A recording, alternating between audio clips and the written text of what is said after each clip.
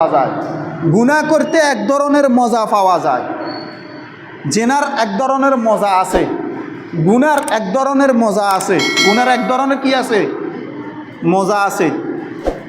যে তারা মদ খায়, তাদের কাছে মদ খাওয়া ভালো লাগে, মজা পায়।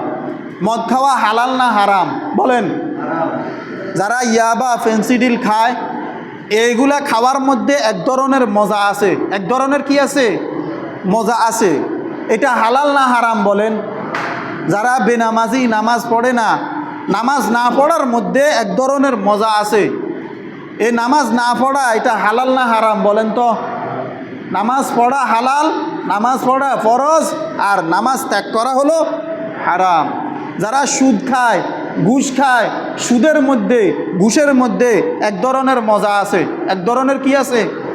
মজা আছে। আচ্ছা বলেন, সুদ ঘুষ হালাল না হারাম বলেন তো?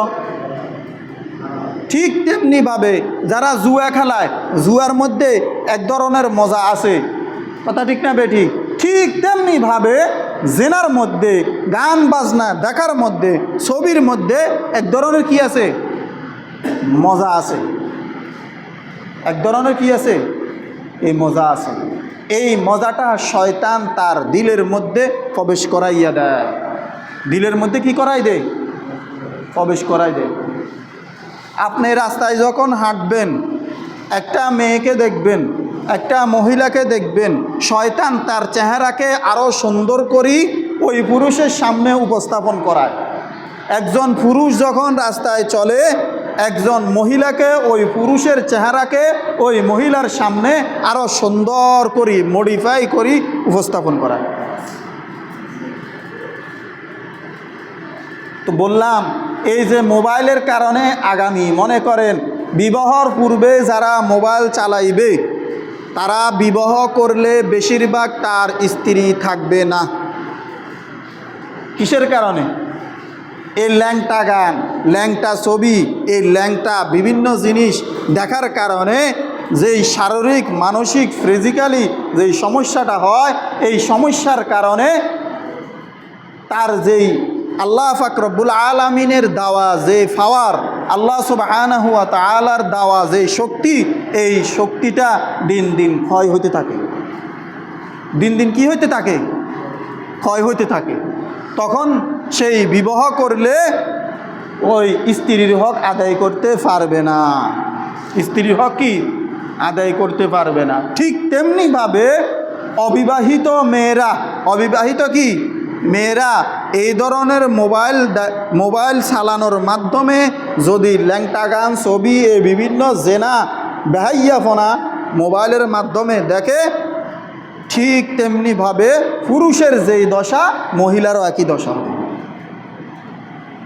মহিলারও একই কি হবে? দশা হবে। এই জন্য আপনারা যারা মুরব্বীরা আছেন, মা বাবা, আপনাদের দায়িত্ব আছে। প্রত্যেক ব্যক্তিকে আল্লাহ পাক রব্বুল আলামিন তার দায়িত্ব সম্পর্কে জিজ্ঞাসা করা হবে। আপনি মা বাবা, আপনি ছেলে সন্তানের গার্জিয়ান, ছেলে সন্তানের কি গার্জিয়ান, ছেলে সন্তানের গার্জিয়ান। কিয়ামতের কঠিন ময়দানে আমাকে, আপনাদের প্রত্যেককে, আমি আমার ছেলে সন্তানদেরকে কোন পথে চলাইলাম, কোন পথে হাঁটাইলাম, আল্লাহ পাক রব্বুল আলামিন জিজ্ঞাসা করবেন। আর ছেলে সন্তান হলো আল্লাহ পাক রব্বুল আলামিনের দেওয়া নেয়ামত। সুম্মা লাতুসআলুন্না ইয়াওমা ইদিন আনিন নাঈম। প্রত্যেকটি নেয়ামত সম্পর্কে আল্লাহ সুবহানাহু ওয়া তাআলা জিজ্ঞাসা করবেন। প্রত্যেকটি নেয়ামত সম্পর্কে কি করবেন? জিজ্ঞাসা করবেন। তো এই জন্য ছেলে সন্তানদেরকে বিবাহর পূর্বে মোবাইল দিবেন না। বিবাহর পূর্বে মোবাইল কি দিবেন না। আর যারা বিবাহর পূর্বে মোবাইল খরিদ করে, নিজের চোখের হেফাজত করার জন্য চেষ্টা করেন। নিজের চোখের হেফাজতকে কি করেন? নিজের চোখের হেফাজত করেন।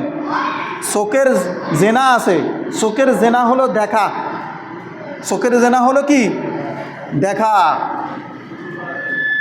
মুখের জেনা হলো বলা। হাতের জেনা হলো ধরা। পায়ের জেনা হলো চলা।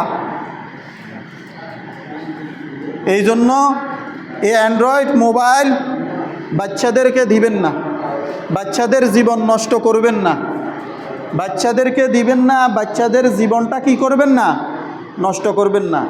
এই অ্যান্ড্রয়েডের এই ধরনের মোবাইলের কারণে খুন বেড়ে